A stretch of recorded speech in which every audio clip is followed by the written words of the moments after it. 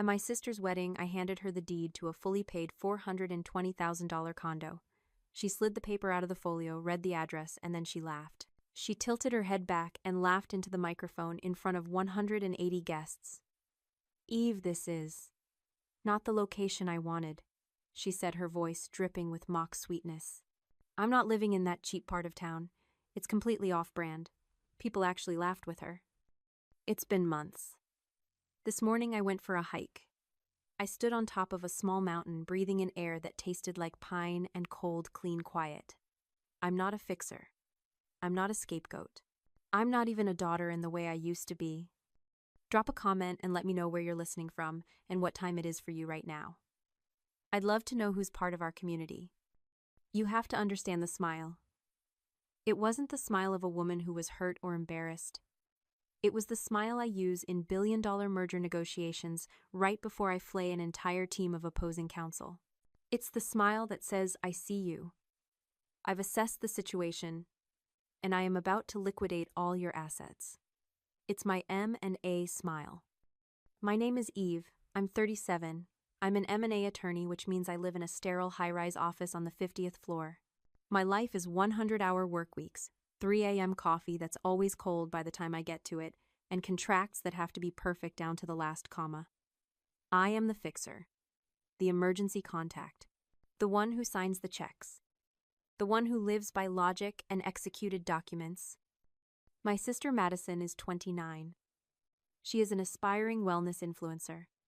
Her life is a carefully curated aesthetic.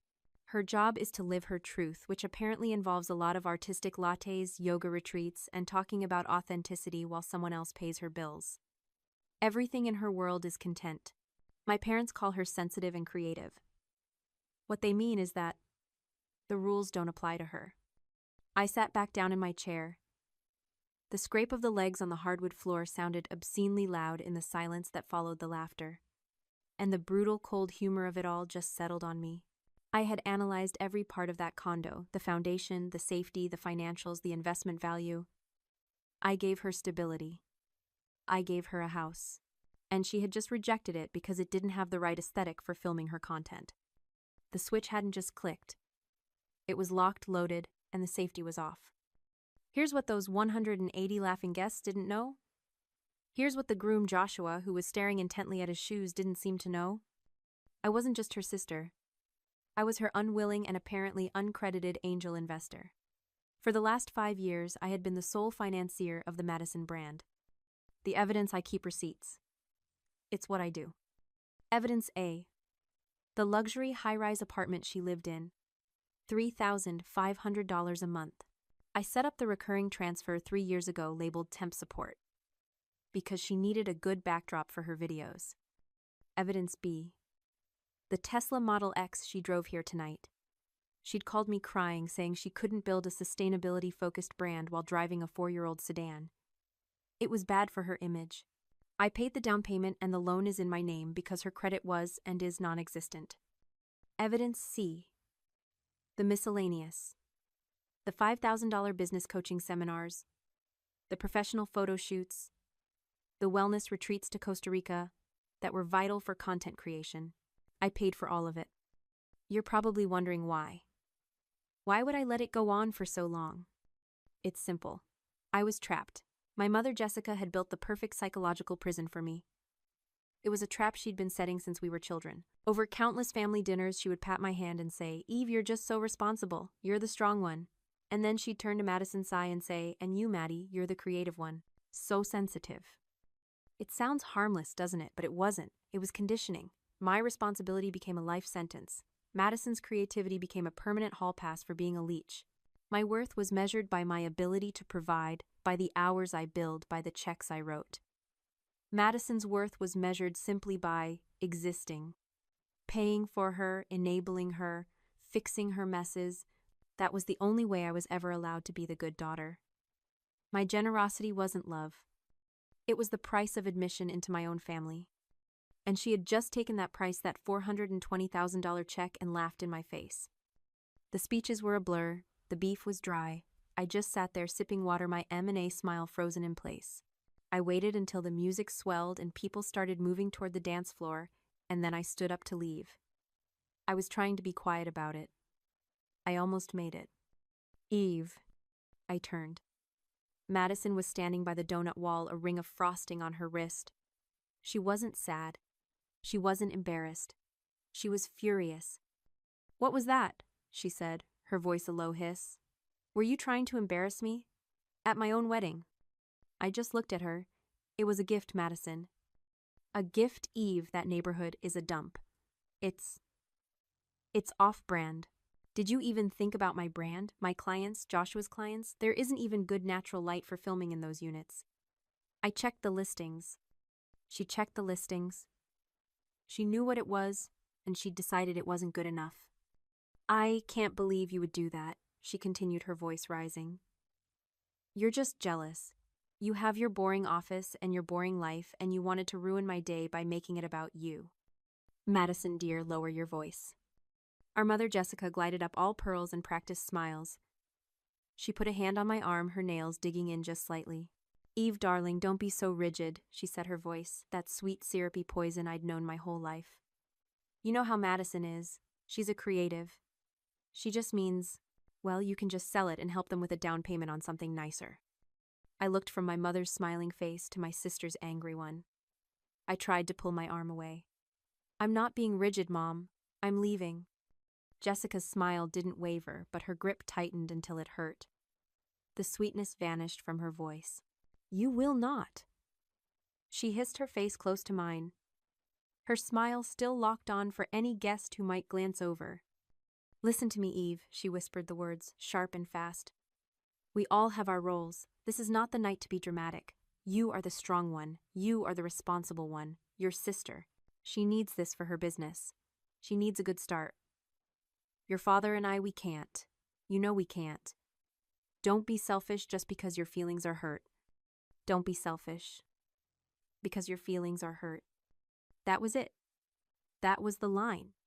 The justification for decades of financial vampirism.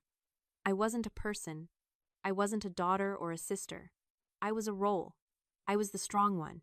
I was the family bank, and my only job was to be open, no questions asked. I looked at my mother's perfectly made-up, desperate face, and I finally understood. She wasn't just enabling Madison. She was the architect of the entire system. "Roles," I repeated, my voice flat. And in that moment, the last bit of me that felt guilty, the last piece of provider's guilt, just dissolved. I looked at my mother, Jessica. Really looked at her. Not as my mother, but as the senior partner in this fraudulent family enterprise. The architect. My M&A smile was gone. This was just my face. I turned back to Madison. My voice was quiet, flat, and had all the warmth of a subpoena. "Madison. The keys to the Tesla. Now." She blinked, the anger on her face, faltering, replaced by confusion. "What? Stop it, Eve. You're being dramatic. It's my wedding." "The keys," I said. "It wasn't a request. The loan is in my name. The insurance is in my name. The registration is in my name. It is my car. I'll arrange for a flatbed to pick it up on Monday, but for tonight I want the keys." "Eve." My mother's voice was a sharp crack. "You will not do this.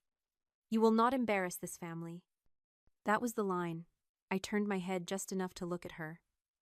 "I'm not the one embarrassing this family, Mom. You already took care of that. Both of you." I looked past them through the grand glass doors to the valet stand outside. I raised my hand high and signaled the attendant. Madison saw it. She saw I wasn't negotiating. She wasn't an influencer talking to her sponsor. She was a debtor facing her creditor. Her face crumpled. She fumbled with the tiny, impractical beaded purse she was carrying, her hands shaking. She pulled out the key fob and slapped it hard into my open palm. "You're cruel," she whispered, her eyes filling with tears. They might have even been real. I didn't care. "No," I said, closing my fingers around the warm plastic. "I'm just clear. And I have the paperwork." I turned and I walked. I didn't run. I walked straight out of that reception, my footsteps clicking on the polished floor. I could feel 180 pairs of eyes on my back. I walked out into the cool night air holding a Tesla key fob in one hand and the deed to a $420,000 condo in the other. By 7 a.m. the next morning, I was in my home office. I was on my third cup of coffee. It was scalding hot. It was the best coffee I'd ever had. My M&A brain was fully engaged. This was no longer a family drama. This was a divestiture. I was methodically separating a toxic non-performing asset from my portfolio. I had already built the 4-step exit plan. Step 1, 7:01 a.m., I emailed my attorney. The subject line was Repayment Agreement by Madison. I attached the very detailed spreadsheet I'd been keeping for years. The Tesla loan, the insurance, the seminars. I asked him to draft a formal demand letter for repayment. Step 2, 7:03 a.m., I logged into my bank. I found the recurring automatic transfer, $3,500. Labeled Temp Support. I clicked Cancel. A small, deeply satisfying pop-up window appeared. Are you sure you want to cancel this recurring payment? I clicked Yes. Step 3, 7:05 a.m., I was on the phone with my insurance broker. I removed Madison as a listed driver from my policy. I removed the Tesla pending its sale. Step 4, 7 to 10 a.m., the final firewall. I went through every account I had: Netflix, Amazon, the alarm code for my building, my phone plan. Every shared password, every point of access, I changed it. The purge was complete. I sat back, took another sip of my coffee. It was still hot. It tasted like freedom. I need to rewind just for a moment. Because what I did at 7 a.m. wasn't done in anger. It was done with evidence. When I got home from the wedding just after midnight, I was exhausted. Not just tired, but hollow. I stepped into my apartment and the silence was deafening. I took a shower standing under the scalding water for a long time, trying to wash off the smell of buttercream frosting champagne and my sister's particular brand of betrayal. When I stepped out toweling my hair, I saw it. A plain white envelope, slipped under my apartment door. No return address. Just my name, Eve, scrawled on the front in a handwriting I almost recognized. I opened it. Inside there was a single handwritten note and a few folded sheets of paper, clearly printouts. The note was from Joshua, the groom. Eve, it said. This is from me, not Madison. I didn't know. I swear to God, I didn't know about the rent, the car, any of it. She told me you just helped out. I found this in her phone drafts while she was in the shower. I'm so sorry for tonight. I don't know what to do. I put his note down and unfolded the printouts. My blood went cold. It wasn't a text message. It was a screenshot of a shared notes app from an iPhone. The title of the note was Eve's Budget. And the shared with icon at the top? It wasn't just Madison. The other collaborator, the co-author of this list, was our mother Jessica. It was a list. Not of things I had already paid for. It was a list of future demands. It was a business plan. Q4 brand investment. Ask Eve by October, $15,000. G-Wagon upgrade trade in Tesla Eve covers difference. Est, $30,000. Down payment for the real house post-sale of cheap condo, $75,000. My hands started to shake. But it wasn't sadness. It wasn't even hurt. It was a rage so cold and so pure. It was almost peaceful. This wasn't just casual toxic entitlement. This was premeditated. This was a long-term financial strategy. This was a conspiracy. My mother wasn't just an enabler. She was the co-architect. She wasn't smoothing things over. She was managing her asset. And that asset was me. I laid the papers on my clean kitchen counter. All the guilt I'd ever felt, the provider's guilt, the don't be selfish, conditioning it all just evaporated. I wasn't leaving a family. I was exiting a fraudulent partnership. That's when I went to bed. I slept for 6 straight hours. And when I woke up at 7 a.m., I wasn't emotional. I was a lawyer executing a contract. A contract I was finally decisively canceling. By 8 a.m., my phone was a wildfire. The family group chat, a place I usually kept muted, was exploding. First, Madison, are you serious? You canceled my rent. Our honeymoon is tomorrow. You're trying to ruin my life. Then an Aunt Eve, your mother is beside herself. How could you be so cruel after everything she's done for you? More from, Madison, you stole my car. I'm calling the police. I looked at the messages piling up this digital tidal wave of manufactured hysteria. I didn't reply. I didn't defend myself. I just opened my photos, selected the screenshot of the Eve's budget shared, note the one with both Madison's and Jessica's names at the top, and I posted it in the group chat. With no comment, the chaos stopped. Instantly. It was as if I'd sucked all the air out of the room. Just dead silence. 5 minutes later, my office landline rang. Not my personal cell. My direct office line, the one reserved for clients and senior partners. A power move. I picked it up. Eve speaking. What did you do? It wasn't a question. It was a shriek. Jessica, my mother. She wasn't crying. She was rabid. I leaned back in my chair. Good morning, Mom. I'm just balancing the books. Balancing the... You've humiliated us. You've ruined your sister, that car. The rent. All those texts from your aunt. You've created a spectacle. I didn't create anything, I said, my voice as calm as the morning. I just stopped paying for the production.